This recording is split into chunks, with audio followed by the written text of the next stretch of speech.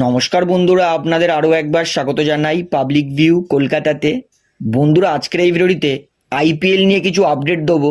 যেমন সানরাইজার্স হায়দ্রাবাদের বিরুদ্ধেও জরিমানা দিতে হলো হার্ষিদ রানাকে, কি করেছেন তিনি, এবং কেকেআর খেলবেই প্লে অফস, এই নিয়ে কি ভবিষ্যৎবাণী করলেন ক্রিকেট লেজেন্ড ব্রায়ান লারা, এবং মিচেল স্টার্ক তিনি কেন গতকাল এত মার খেলো, কোথায় ভুল করলো। আজকের এই ভিডিওটিতে এই সমস্ত বিষয় বিস্তারিত আলোচনা করার আছে, তাই অনুরোধ করাবো ভিডিওটা অবশ্যই শেষ পর্যন্ত দেখবেন। এবং ভিডিওটি শুরু করার আগে একটা ছোট্ট অনুরোধ করে রাখবো, যেহেতু এইখানে আপনারা খেলার সমস্ত রকম আপডেটস পেয়ে যাবেন, তাই অবশ্যই পাবলিক ভিউ কলকাতা এই চ্যানেলটিকে সাবস্ক্রাইব করে বেল আইকন প্রেস করে অল করে রাখবেন। তাহলে বন্ধুরা, সবার প্রথমে বলি, হার্ষিদ রানা এসআরএইচ এর বিরুদ্ধে ভালো খেলার পরেও কেন তাকে জরিমানা দিতে হলো।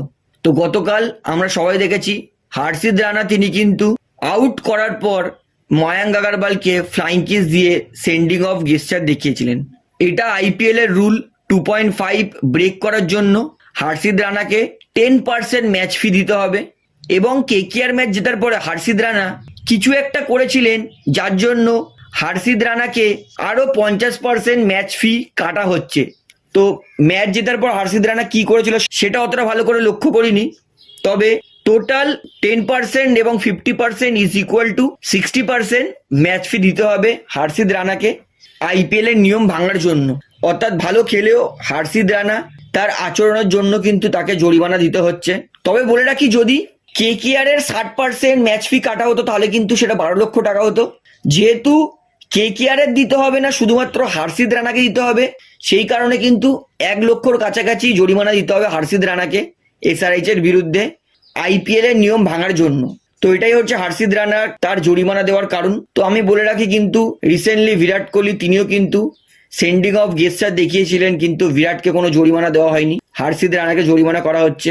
তো এই নিয়ে আপনাদের বক্তব্য কি সেটা আমাকে অবশ্যই কমেন্টে জানাবেন। তাহলে বন্ধুরা, এবারে বলি কেকেআর প্লে অফস খেলবে, এই নিয়ে কি বলছে ক্রিকেট লেজেন্ড ব্রায়ান লারা।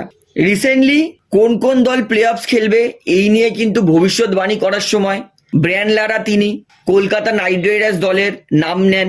তিনি বলেন, এই বছর কলকাতা প্লে অফস কেন, এই বছর কলকাতা যদি ভালো খেলে, ঠিকঠাক খেলে, তাহলে কলকাতা কিন্তু ফাইনালেও পৌঁছাতে পারে।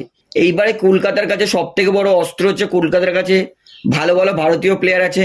সেই কারণেই কিন্তু ক্রিকেট লেজেন্ড ব্রায়ান লারা তিনি বলছেন যে কলকাতা প্লে অফসে পৌঁছাবে, তার থেকেও বেশি কলকাতা ফাইনালে পৌঁছাতে পারে আইপিএল 2024-এর। তো দেখা যাক ব্রায়ান লারা তার এই ভবিষ্যৎবাণী কতটা সফল হয়, কতটা মিলে, কলকাতা সত্যি প্লে অফস এবং তার থেকেও বেশি ফাইনালে পৌঁছাতে পারে কি পারে না। তো বন্ধুরা, এইবারে বলি কেন মিচেল স্টার্ক গতকাল এত মার খেলো। প্রথমত বলে রাখি, মিচেল স্টার্ক তার মাথায় একটা 25 কোটির ট্যাগ আছে। 24 কোটি 75 লক্ষ টাকা দিয়ে মিচেল স্টার্ককে কেকেআর কিনেছিল। এর একটা প্রেশার সবসময় থাকে, এবং আইপিএল এর প্রেশারও আলাদা, মানে ফ্যান্সদেরকে ভালো করতেই হবে। কলকাতা যেহেতু স্টার্কের ওপর এত ভরসা করে কিনেছে, সব মিলিয়ে স্টার্কের ওপর কিন্তু প্রচন্ড প্রেশার ছিল নিজেকে প্রমাণ করে দেখানোর। স্টার্ক তিনি কিন্তু প্রথম 3 ওভার ভালো বল করেছিলেন, লাস্ট ওভারে স্টার্ক তিনি বল করতে পারিনি।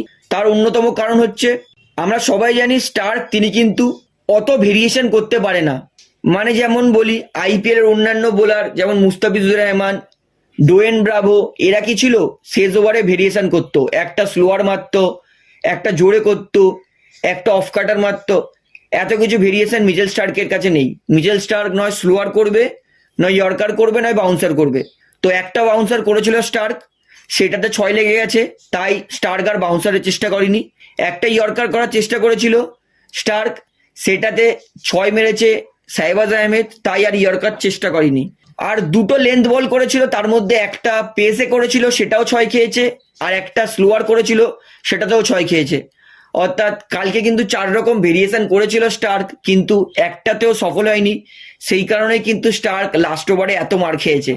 তো স্টার্ক প্রচন্ড এক্সপিরিয়েন্স বোলার, অনায়াসে বলতেই পারি এই মুহূর্তে কিন্তু পেস বোলারদের মধ্যে অন্যতম মিচেল স্টার্ক। তাই আশা করবো এর পরের ম্যাচে মিচেল স্টার্ক আরো শক্তিশালীভাবে কামব্যাক করবে এবং কেকেআর এর জন্য আরো ভালো বল করবে।